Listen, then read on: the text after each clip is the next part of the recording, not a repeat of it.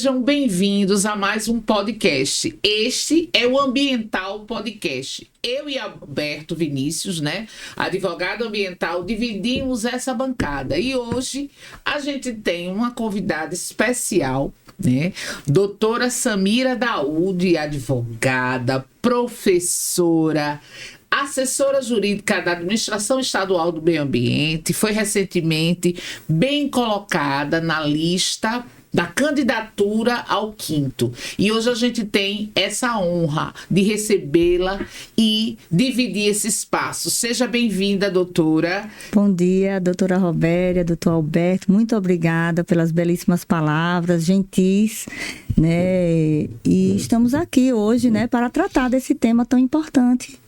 Qual o tema, doutor Alberto? Licenciamento ambiental.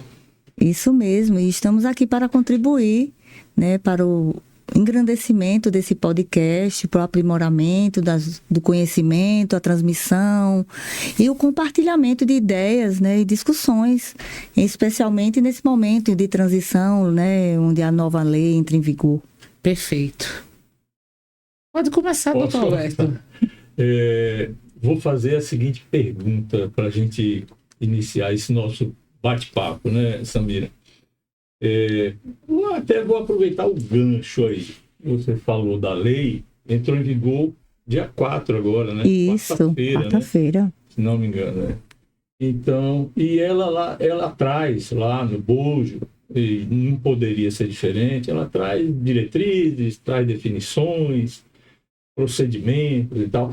E uma coisa que me chamou a atenção foi, numa das diretrizes, ela reforçar, vamos dizer assim, a questão da publicidade, da transparência, do processo de licenciamento ambiental, fazendo até referência expressa à Lei Complementar 140.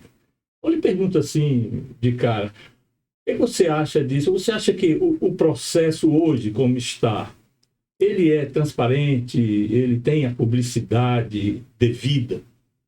Então, o princípio da publicidade, ele rege toda a administração pública e não poderia ser diferente também com os processos de licenciamento ambiental. Muito embora há algumas nuances que precisam ser ressaltadas, por exemplo, como respeito ao sigilo profissional nos projetos, alguns documentos que são contratados pelo empreendedor, e que tem muitas vezes um elevado custo técnico para a produção desses documentos e que nós devemos proteger, o sigilo profissional daqueles projetos que são inseridos dentro do próprio processo de licenciamento. Por quê? Porque uma vez aprovado ou até mesmo indeferido o processo de licenciamento, nos moldes que foram apresentado, então isso pode gerar um problema sério em termos de concorrência empresarial, plágio e uma série de consequências. Então, eu acredito que a transparência e a publicidade ela deve ser ampla, mas alguns detalhes, algumas situações, a lei, por exemplo, de acesso a informações, ela deve ter e ela protege alguns casos de sigilo, por exemplo. O interessante, e assim, para a gente recordar, a gente já tem uma lei que fala dessa publicidade dos processos de licenciamento, que é a Lei 10.650 de 2003, se me confirma, 10.650. E ela realmente, doutora, ela faz uma ressalva ao sigilo industrial, de projetos industriais. Isso realmente é pertinente. Agora, a gente também entende que, até para uma análise técnica, até para um processo relacionado a própria concorrência, quando a gente diz um procedimento foi deferido, outro procedimento não foi indeferido, porque tal área foi aprovada e outra área não foi aprovada, eu acho que nesse aspecto a gente entende que é muito importante, para demonstrar a lisura do processo de licenciamento ambiental, que é o que todos nós buscamos em termos de população, considerando que é um direito difuso, é um direito da coletividade, então é interesse de todos. Sim, com certeza.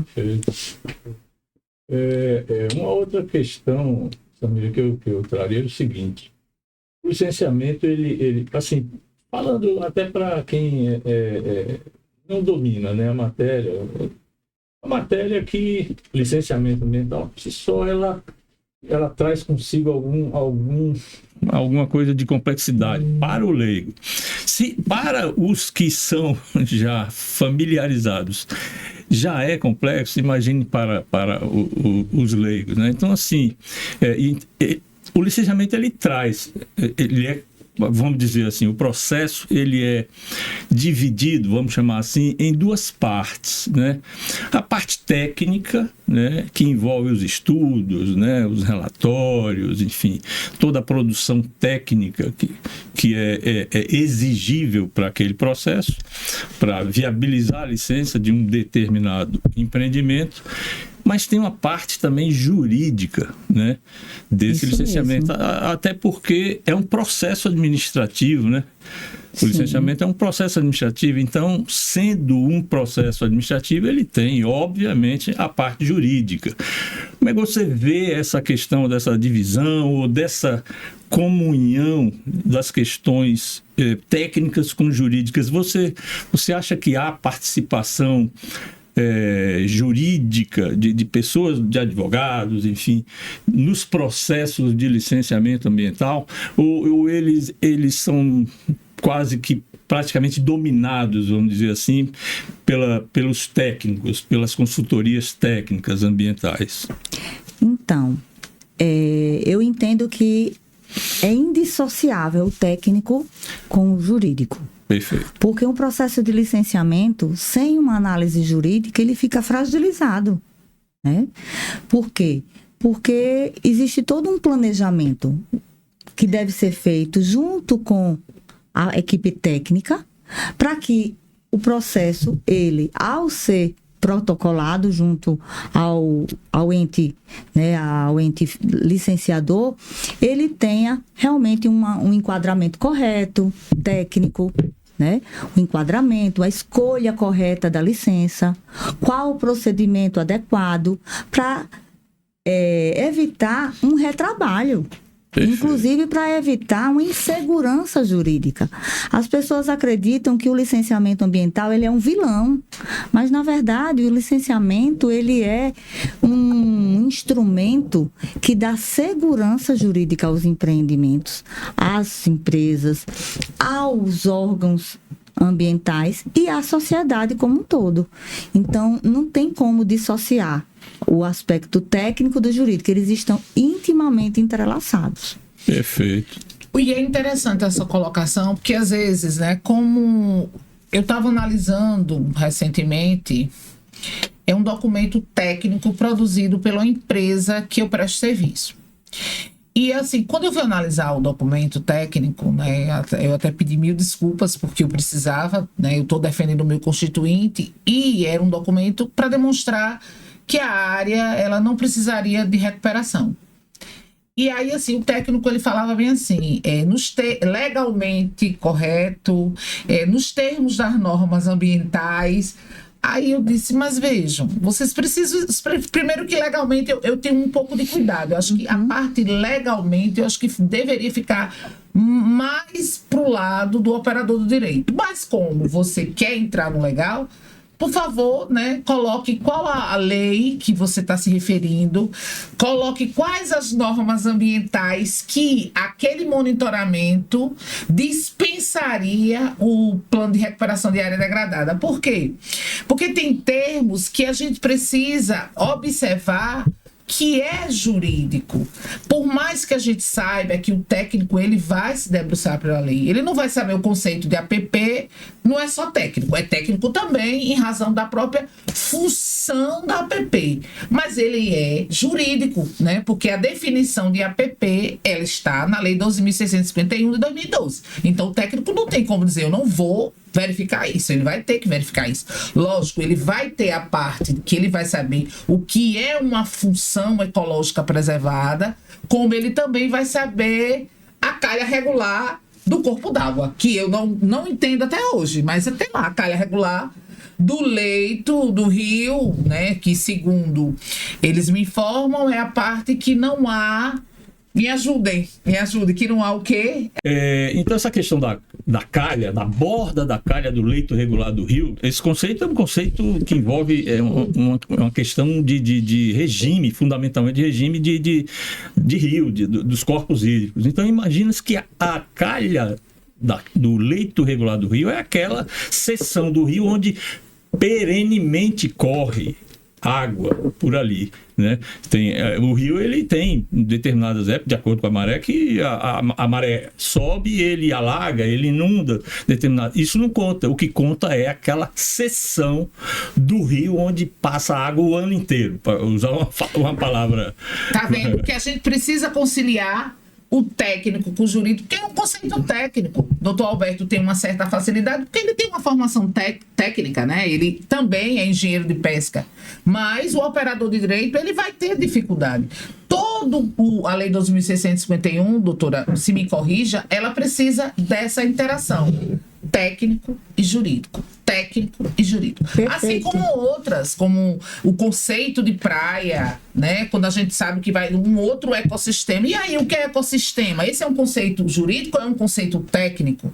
Né? E aí a gente vai com cassinicultura, a dificuldade de enquadrar a cassinicultura como atividade agro-silvopastoril, sabe? É uma aquicultura, são conceitos técnicos e a gente precisa conciliar o jurídico e o técnico, não é isso? Com certeza. E um dos grandes desafios, né, no processo de licenciamento é justamente essa interpretação, né?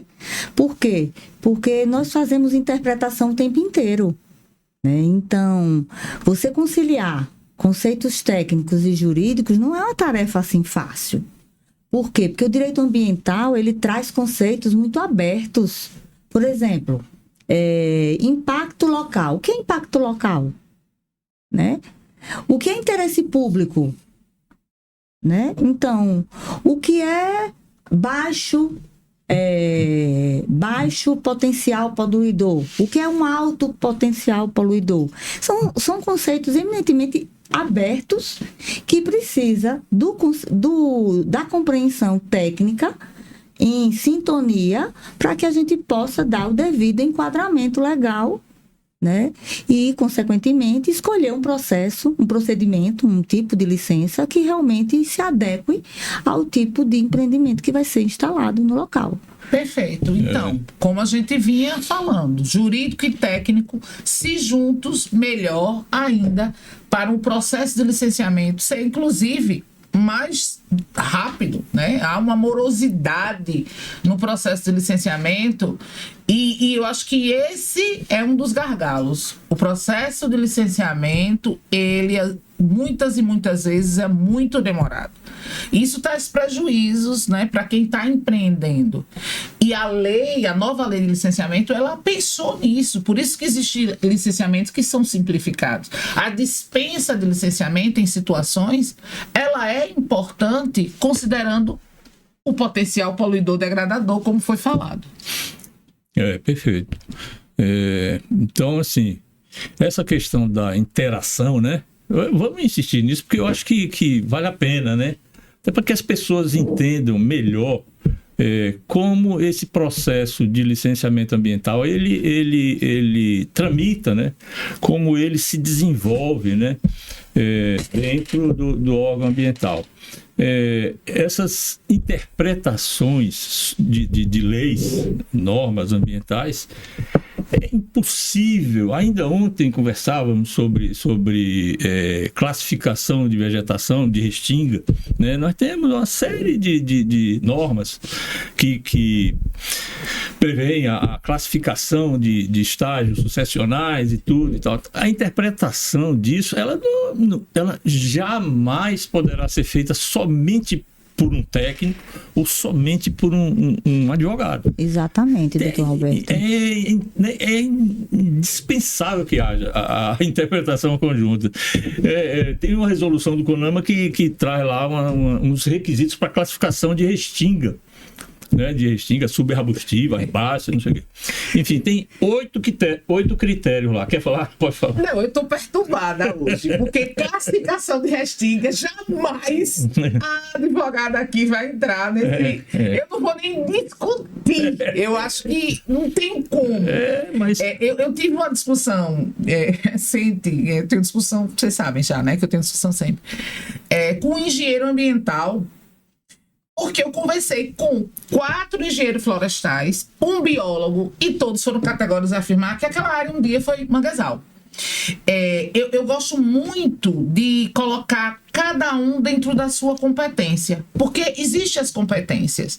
E assim, eu jamais, Alberto ainda, como eu disse, tem uma formação técnica em engenharia de pesca, eu não tenho, então eu jamais vou entrar nessa coisa de classificação de restinga. Isso aí para mim fica muito pro engenheiro florestal, mas e também pro biólogo. E assim, eu tô tentando filtrar a competência de cada técnico, né? De cada especialização também, né? técnica. Porque eu jamais vou entrar. Eu sou, que todos me conhecem, meio crítica, né? Quando me faz uma pergunta, quando o MP faz uma pergunta ou solicita, como eu questionei ontem, a extensão do dano, o que ele quer dizer com a extensão do dano? O que é que vocês entendem, né? Solicito aos órgãos XX que me diga a extensão do dano. Eu achei que essa extensão do dano, para mim, obviamente, não ficou clara. Né? Eu vou atrás dos técnicos para eles me explicar o que é a extensão do dano. Seria o tamanho, a área que ocorreu o dano? Para mim, não restou claro. E aí, eu até abro para discussão o que seria essa extensão do dano. Porque, assim, me disseram que é o tamanho da área. Mas, veja, tamanho da área e extensão do dano são coisas distintas, né? Se a gente for falar em linguagem. Concorda, doutora? Sim. Pois é. Então, é interpretação, porque eu falei que o advogado é indispensável na interpretação da norma, né? É uma das atribuições do advogado interpretar a lei, a norma, né? Claro que questões muito técnicas ali, obviamente será necessário o técnico. Então, por exemplo, voltando à questão da restinga, tem 8 critérios para se classificar uma restinga naquele determinado estágio sucessional secundário ali. Ora, esses critérios estão lá ditos, saber se tem espécie indicadora, saber se tem isso, torceiras e não sei mais o que. São 8 critérios. Isso precisa ser absorvido pelo técnico, ele vai ter que ir a campo, na verdade, para verificar, vai lá fazer um checklist, vamos dizer assim, né, daqueles critérios que estão na norma lá para saber. Tem isso? Tem, não tem, não tem. Ao final ele vai classificar. Mas a lei, ela traz, e a norma, ela traz outras questões que precisam, né, de um advogado, né, para interpretar a semântica daquela expressão que está ali na lei. Enfim, não é muito a praia. O alcance, exatamente. Você falou da extensão do dano. Veja, a extensão do dano é você verificar até onde aquele dano está indo.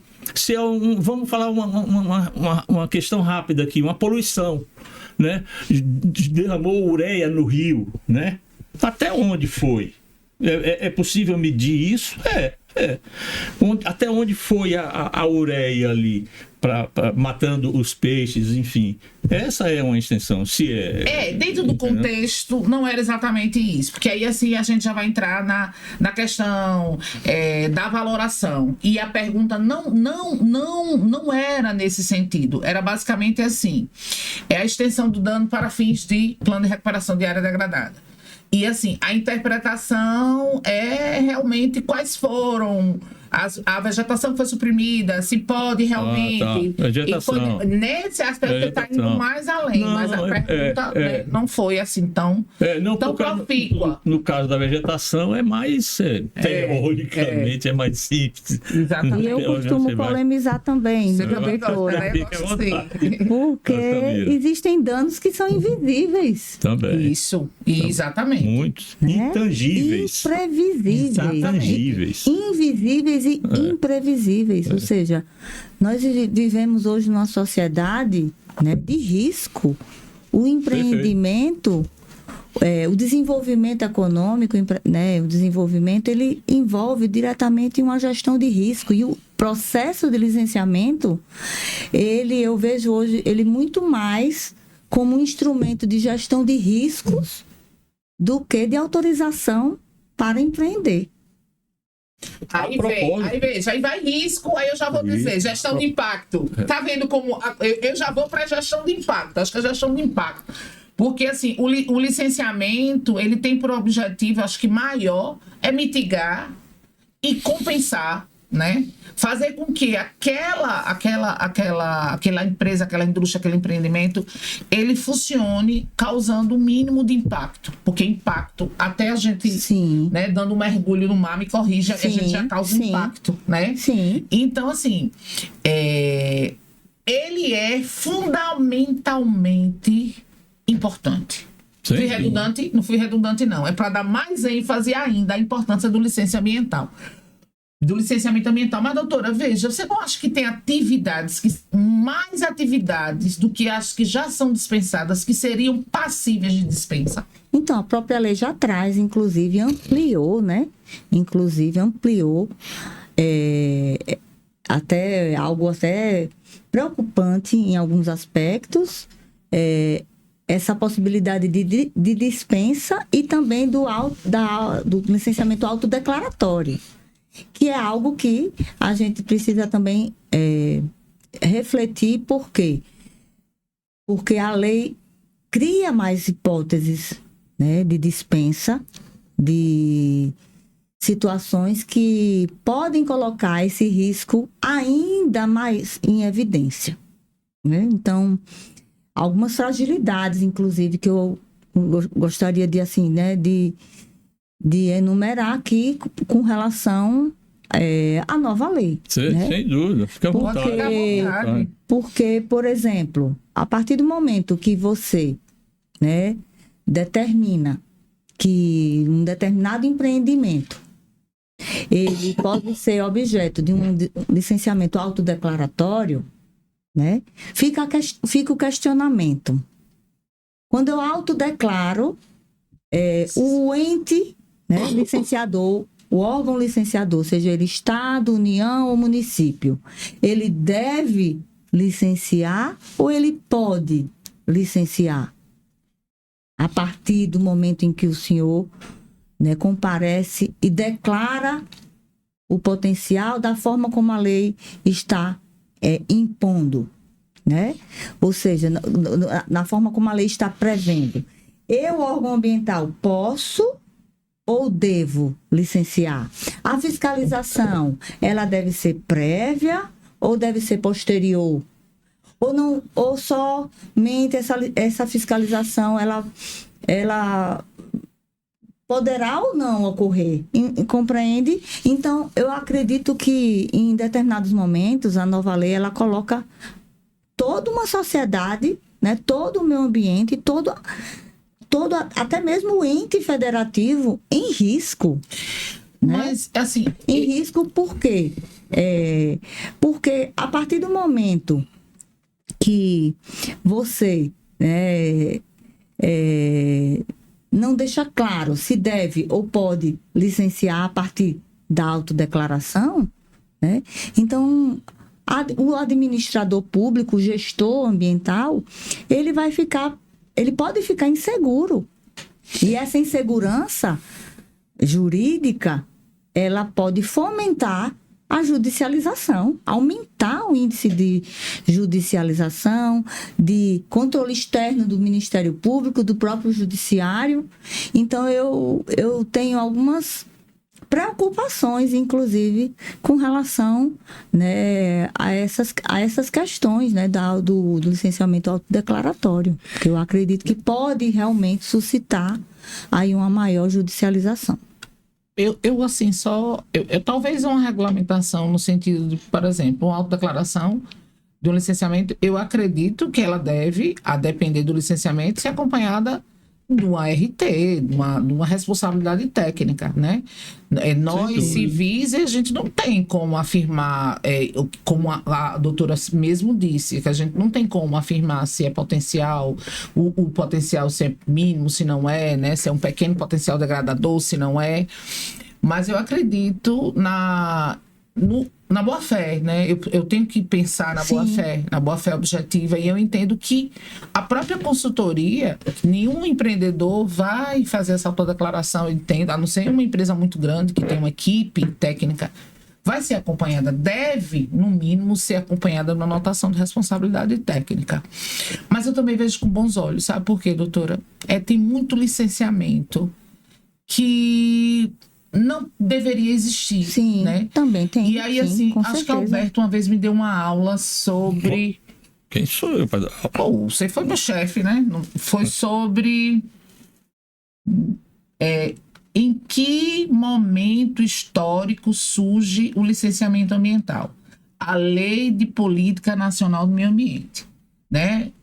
É a época pós-industrialização. Qual era o foco do licenciamento? Vamos recordar um pouquinho isso, Alberto? No Brasil, com a lei de 81, a 6938, da política, essa lei ela já veio pouco tempo depois 9 anos depois da primeira conferência internacional, em 72, sobre o meio ambiente, e coincidiu com um período no Brasil de industrialização, de crescimento da indústria no Brasil, né? Então, essa lei veio justamente para cuidar, vamos chamar assim, da industrialização. E aí logo em seguida vieram as leis de licenciamento, enfim. Mas o foco mesmo era a industrialização. Eu queria só rapidinho trazer aqui uma coisa que falou, que vocês falaram aí sobre a licença autodeclaratória, né? Doutora. E Roberto falou um negócio certo, a tal da boa-fé, né? Nós temos que partir disso. Primeiro, que essa licença, ela me parece, é destinada a empreendimentos de bem menor complexidade do ponto de vista de impactos ambientais, né? Primeiro, essa questão. Segundo, que eu faria um paralelo assim com a declaração de imposto de renda. Sim, com certeza. É um declaratório. Eu faço a declaração ali e tal, entrego lá para a Receita Federal e ela vai verificar, vai fiscalizar. Isso, posteriormente. Né? Posteriormente. Ela aceita, acata e depois é que ela fiscaliza, exatamente. Né? Assim mesmo, eu acredito que seja... essa é a lógica também. A lógica, exatamente. Da autodeclaratória é essa. Entendeu? Eu penso um pouco diferente. Porque quando a gente fala de imposto de renda, o alcance de uma declaração de imposto de renda equivocada é totalmente diferente do que ela colocou aqui. A doutora colocou aqui a preocupação com o meio ambiente. Ela é falando só de procedimento, não é só de procedimento. Tudo bem. Eu só estou fazendo só essa hoje Alberto, não estou muito em sintonia, não. Mas analogia. Mas assim, falando da boa-fé e falando, a gente tem duas situações distintas no meu ponto de vista. O licenciamento, ele é meio ambiente, interesse difuso, um direito difuso. Então, a preocupação demonstrada para a doutora, a qual eu vou passar a palavra, para ela fazer as considerações finais, dentro do que ela traz em termos da nova lei, né? Ela trouxe de forma magnífica alguns pontos que geram preocupação, né? Alguns até chamam de lei da devastação. Eu assim, acho um pouco exagerado, mas a gente respeita os ambientalistas, né? Como a gente tem uma concepção jurídica um pouco diferente, mas eu gostaria assim, que a doutora fizesse essas considerações finais com relação a essa nova lei, sobre o que ela entende. Foi muito bem ponderado a questão da preocupação, porque, como eu digo, não é uma coisa tão simplória. A gente está falando de meio ambiente, a gente está falando de vidas em todas as formas, e eu entendo a sua preocupação, né?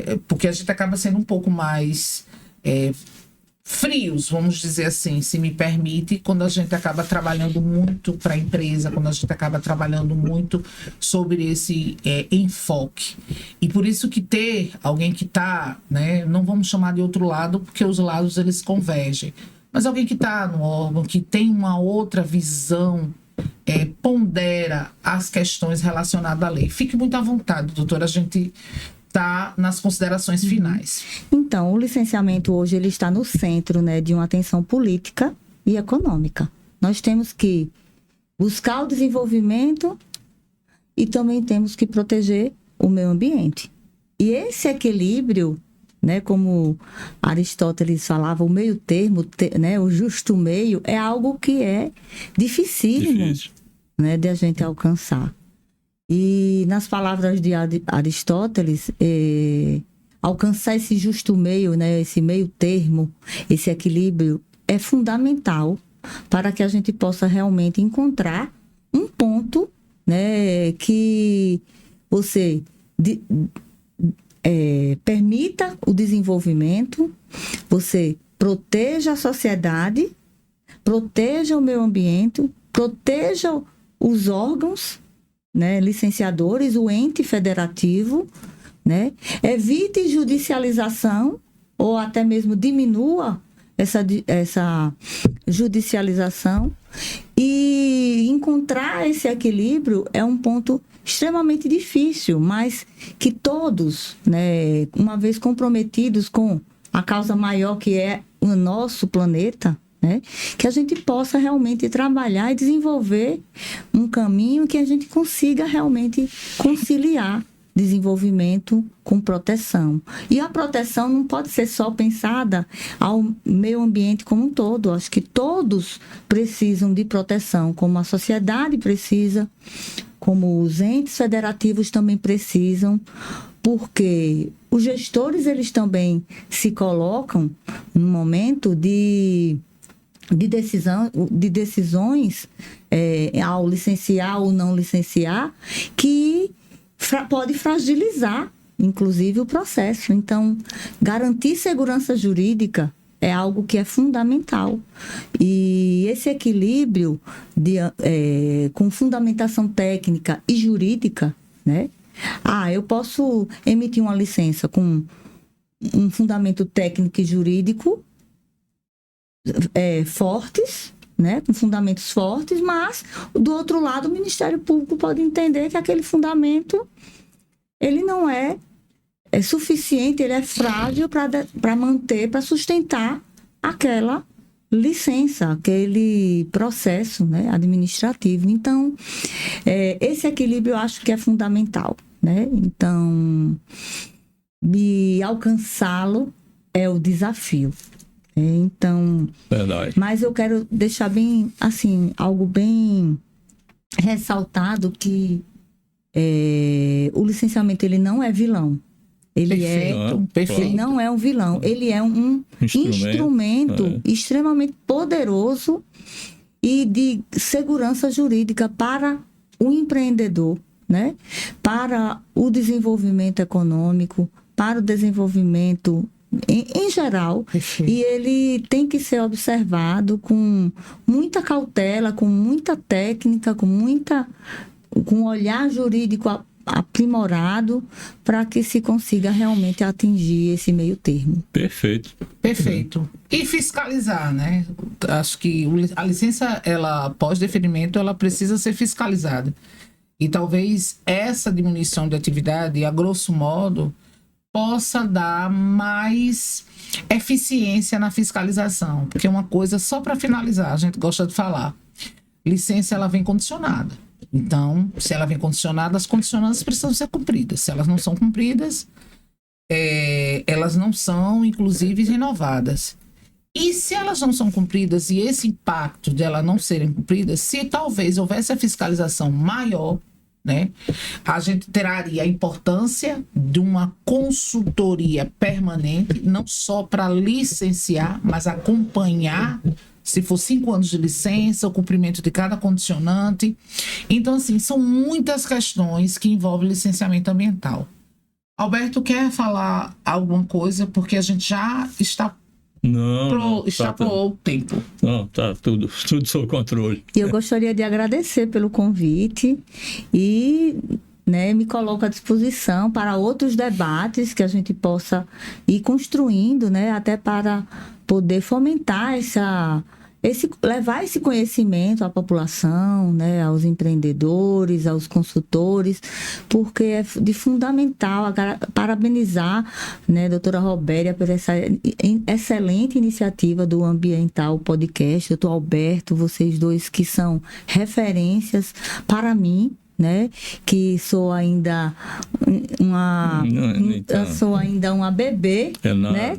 Ainda estou engatinhando aí no direito ambiental. Os senhores são meus precursores, né? Os senhores são meus precursores aí na ADEMA, né? Então, muito do que eu hoje sei foi graças ao trabalho de vocês que foi deixado lá, né, o legado de vocês, que nos inspira, né, todos os dias, né, na hora de trabalhar, não só buscando a proteção do ente federativo, como também, especialmente, em favor, né, de todo o meio ambiente e também dos empreendimentos, porque eu entendo particularmente que não podemos, né, deixar o empreendimento, os empreendimentos e aqueles que querem investir no crescimento, no desenvolvimento do nosso país, a gente não pode deixá-los à deriva. Perfeito. Né? A gente precisa de desenvolvimento, precisamos de emprego, de trabalho, de renda. Perfeito. E isso pode muito bem, sim, ser conciliado com a proteção ambiental, sim. Perfeito. Enfim, a gente gostaria de ouvir mais a doutora, né? Essa voz suave, leve, nos traz, assim, um refrigério para falar de um tema tão complexo que é licenciamento ambiental. Ela é uma professora, né? Professora. Enfim, agradecemos a doutora Samira e aguardamos vocês daqui a 15 dias para mais um Ambiental Podcast. Um abraço.